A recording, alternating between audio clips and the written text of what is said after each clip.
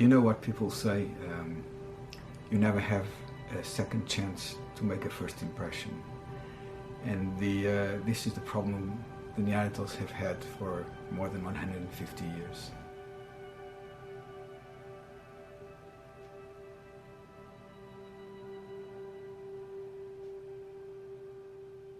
Ever since the discovery of Neanderthal fossils in the 19th century, Neanderthals have had rather bad press. In fact, the original name for Neanderthals was proposed as Homo stupidus, the stupid human, and people have variously portrayed them rather gorilla-like and incapable of belief systems and symbolic thought. What we find here is evidence of Neanderthal painting, not only just smearing pigments on the wall, but actually painting something that is symbolic, that represents something. This panel comprises of various components, so you can see red lines that form squares. Inside these rectangles that are formed by these lines, you can actually see animal paintings. So here's the back half of an animal. We don't know what type of animal it is.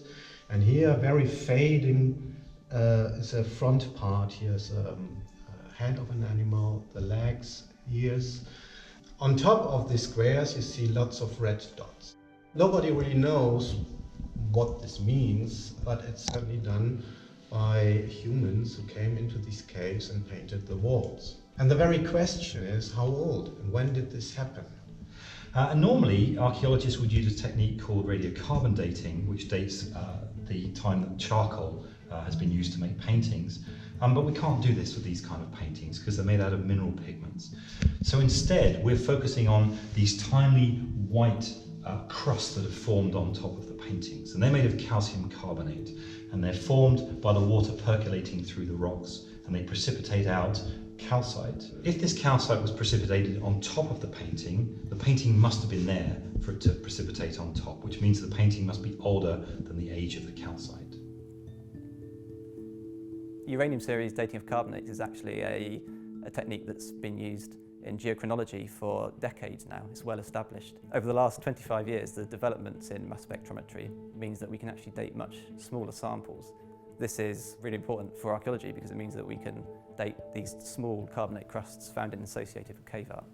The exciting thing is that this panel here has a minimum age of 64,000 years.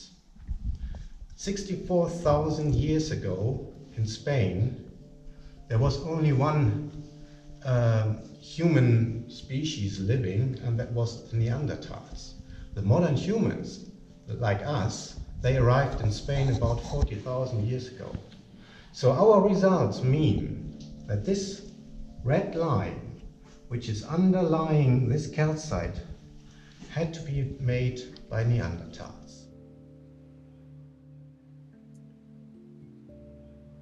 And the fact that we have this from 3 caves in the north, centre and south of Spain, older than 65,000, shows us that this was a deliberate part of their symbolic or cultural repertoire.